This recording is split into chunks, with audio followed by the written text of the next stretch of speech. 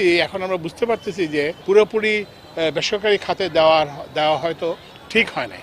তো এই জন্য আমরা এখন একটা সিদ্ধান্ত নিয়েছি যে আমরা সরকারি খাতেও আমরা এলপিজি আমদানি করব।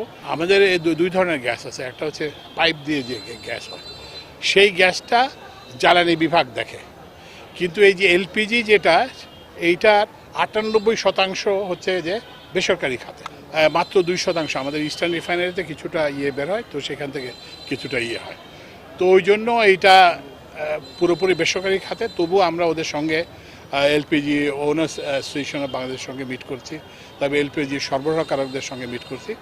আর আমরা যেটা এখন করতেছি, এখন আমরা বুঝতে পারতেছি যে এইটা পুরোপুরি বেসরকারি খাতে দেওয়া হয়তো ঠিক হয় নাই। তো এই জন্য আমরা এখন একটা সিদ্ধান্ত নিয়েছি যে আমরা সরকারি খাতেও আমরা এলপিজি আমদানি করব। RICL TMX, যুগের পর যুগ স্থাপনা থাকে মজবুত। এবং এই জন্য সরকারের যে আমাদের যে প্রতিষ্ঠান আছে বাংলাদেশ পেট্রোলিয়াম কর্পোরেশন, তাদেরকে অনুমতি দেওয়া হয়েছে, তারা বেসরকারি খাতে পাশাপাশি তারাও এলপিজি আমদানি করবে। এবং আমরা এলপিজি আমদানিকারকরা আমাদেরকে আজকেও এখনও মিটিং হচ্ছে আমাদের জ্বালানি সচিবের সঙ্গে, তারা আশ্বাস দিয়েছেন যে তারা অতিরিক্ত এলপিজি আমদানি করবেন এবং অতিরিক্ত আমদানি করবেন। আমরা আশা করছি যে খুব শীঘ্রই এটা একটা সহনীয় পর্যায়ে চলে আসবে। এখানে দুইটা জিনিস, একটা জিনিস হচ্ছে যে একটা হচ্ছে কৃত্রিম সংকট, এটা সম্ভাবনা উড়িয়ে দেওয়া যায় না, এটা আমরা ব্যবস্থা নিচ্ছি। এবং এই যে জেলা প্রশাসকরা ওনারা মোবাইল কোর্ট করতেছেন এবং অন্যান্য, এইটা একটা। আরেকটা হচ্ছে যে আমাদেরকে ওরা যেটা বলছে সেটা হচ্ছে যে একটা জাহাজের সংকট আছে।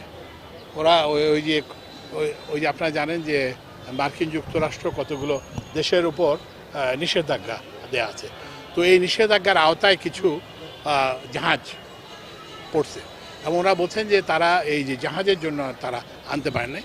যাই হোক, আমরা এইটা সরকারি পর্যায়ে এবং বেসরকারি পর্যায়ে আমরা চেষ্টা চালিয়ে যাচ্ছি যাতে এই এলপিজি দামটা একটা সহনীয় পর্যায়ে সরকার নির্ধারিত পর্যায়ে চলে আসে।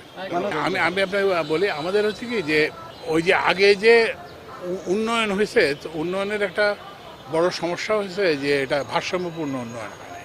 মানে আমি আপনাকে জিনিসটা বলি, রেলের লাইন বানানো হয়েছে, রেলের স্টেশন বানানো হয়েছে, কিন্তু ওখানে তো রেল তো চলতে হবে।